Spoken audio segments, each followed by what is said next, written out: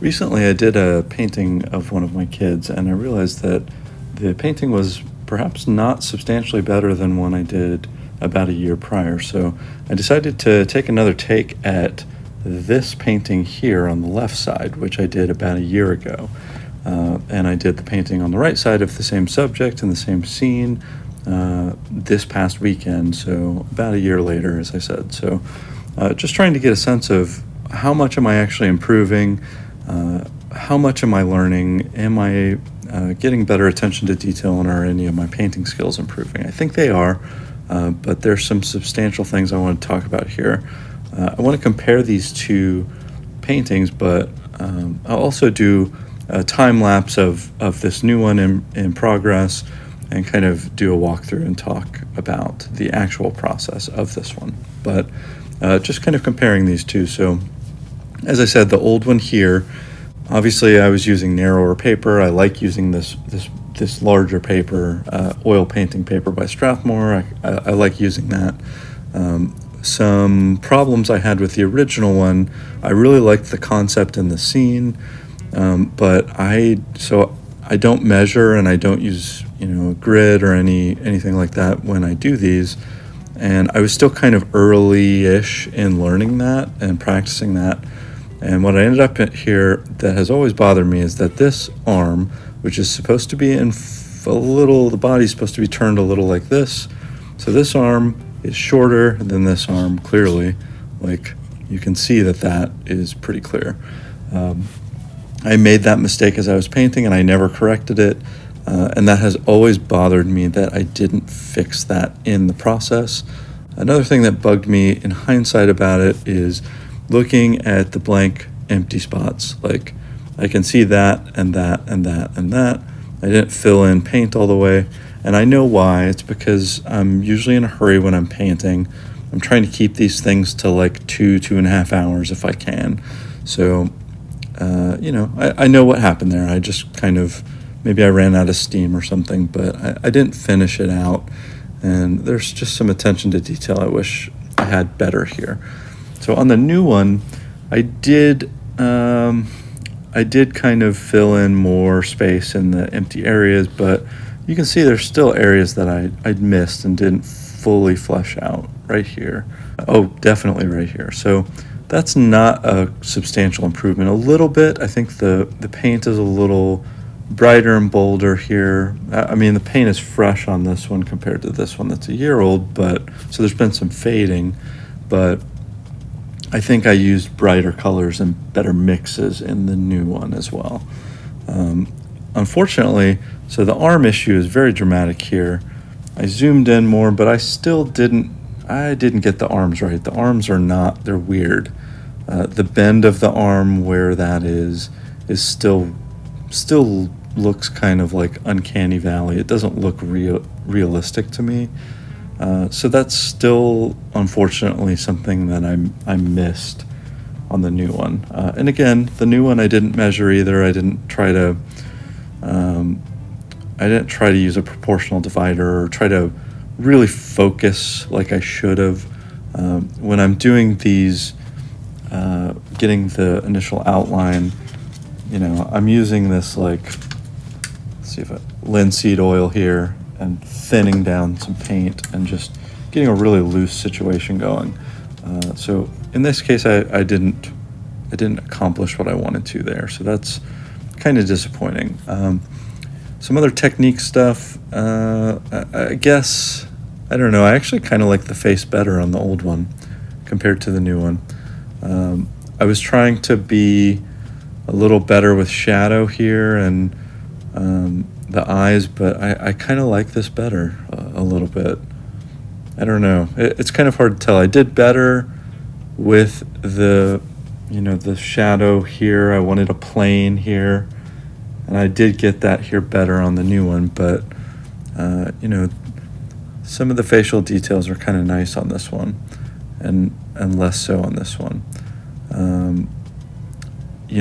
Here I also didn't necessarily mean to zoom in so far. I wanted to get more of the figure pose. In fact, I kind of had it in mind, what if I even went smaller, maybe? And I obviously didn't do that. When I was roughing out the outline here, the head just ended up being too big, and then I just naturally made everything else bigger, and that was unfortunate. That wasn't exactly what I wanted to do, so that part of the plan kind of went awry. Otherwise, though, I see a lot of similarities, a lot of similar techniques here with the hair. I think I did a little better fabric-wise, like trying to emulate the folds of the clothes. I think the new one is a little better on that. And like I said, some of the color blends are better in the new one. Again, it's faded because it's older, but my darker areas here are better on the new one. I definitely have gotten better at blending blacks and dark blues using raw umber and ultramarine blue. This is certainly darker. And from what I recall on this old one, these darks they weren't as striking as on the new one. So some pros and cons here. Again, there's some things I wish I could have done better on this one. I'm certainly not going to do it a third time. I don't have that in me, but I probably will try some other paintings again. Maybe, we'll see. So let's jump to the time lapse and take a look at this painting process for the new one. All right, so jumping now into the actual painting process. As you can see on screen, I've got the initial structural outline of the figure pose. This was done freehanded without any measuring tools or anything like that, which took a lot of practice to get better at. There's still plenty of room for improvement, but kind of the approach that I take with this is I get the rough head shape first. That's always how I start with these, just trying to get the outline and then sort of block in little darker portions. And then I try to just judge like sizes and positions of things. So like how long should the neck be? What's the angle of the neck compared to like the shoulders and the trunk, and just sort of judge things against other things. Sort of piecemealing and just going down, looking at angles and lengths and sizes, and also just paying attention to like where a dark area should be. Like what's a block of color that, and like how big is the block and where is it in relation. It's not necessarily just looking at specific body parts, but also like where's this block. Like when you're looking at what I have on screen now, I've moved past the outline and I've gotten sort of some basic blocks of color and pieces of color in there, and trying to get the shadow and some of the lighter or darker areas. So I just try to think of those things in chunks. And I think that is something that has been built up at this point. I've done maybe, 210 paintings or so, and I'm starting to approach the 2-year mark pretty soon. I think that'll be in October as far as like how long have I been painting. And so built up over all of those repetitions has been this kind of like impressionist mindset. I've been emulating, like naturally you want to do things that are reflective of what you enjoy and what you like. So I've been kind of emulating that impressionist style. So all of those repetitions over the dozens and dozens of paintings have brought me to a certain place. And that place is how kind of guides how I approach these and how I look at trying to piece them together, particularly without trying to measure it or without trying to grid things out. I have to look at those blocks. Getting back to this specific piece and this specific figure, I still didn't get some of the proportions right, but I was much happier with some of the colors that I was able to get into this piece. And especially the dark colors, you can see in the dress especially, but also in the skin.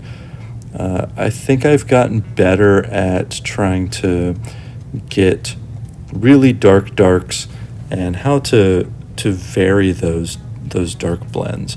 So I abandoned this quite a while ago, but I don't ever use any blacks in these paintings anymore. I probably did for the first 10 or so, but eventually I started trying to learn how to mix my dark colors myself. So, I think I mentioned this already, but like mixing the umbers with an ultramarine blue, like a raw umber or a burnt umber. If you mix those in different proportions with ultramarine blue, you get an almost black or a deep sort of bluish black. Or with the burnt umber, you get kind of a different variation, a warmer black almost. So you can try different color combos like that, and there are other ways to mix black too. Of course, I'm no expert, so I'm not going to presume to try to teach that. But you can play around with different blends and find all these beautiful different dark colors. And I try to do that. Sometimes I want a warmer dark, that maybe a reddish dark. But you can use those in different situations, and so you can use these warmer darks in skin colors, or you can use cooler darks in shaded areas of a person. It just depends on what you're looking at and what the composition is of and subject, like what you see. So there are a lot of different ways to put that together, and so the color thing has been great, and I think that is definitely an improvement with this piece. I also think that although I was a little sloppy with some of the proportions and like kind of how the arms are, and I'm not especially happy about that, I do think that there are some cleaner parts of this. So I think that kind of wraps this piece up, getting towards the end of the actual painting in this time lapse. It was fun to try this one again. As I think I mentioned earlier, this was a scene that I really liked. I liked the concept of. I didn't implement it especially well the first time. Second time is a little better, like better colors, better some better technique, but certainly not perfect. And I'm not completely satisfied with it. Although I'm not going to try it again. I'm going to move on to other things. I think if I'm trying to take a lesson from it, which it's good to take lessons from paintings and from projects. One lesson could be to take more time in the beginning. Even if I'm not going to measure it, at least plan it out a little better. Try to make sure that the angles and the positions that I'm putting onto paper make sense, that they're not impossible, anatomically impossible. That's something that I can work on and I should work on. But frankly, I just get so excited when I'm going to paint, and I'm always in a rush to really get to the meat of the painting, and there are costs to that. I know that, but maybe I'll get more patient over time. Maybe experience will get me the patience that I need. So that's about all I have for this one. Thank you for watching it. Kind of a different spin on the structure of this video, doing the comparison first and the time lapse. Hopefully this resonates with someone. I'm not sure if it will, but if you have any thoughts, love to hear them. Thank you for watching this one, and I'll see you for the next video.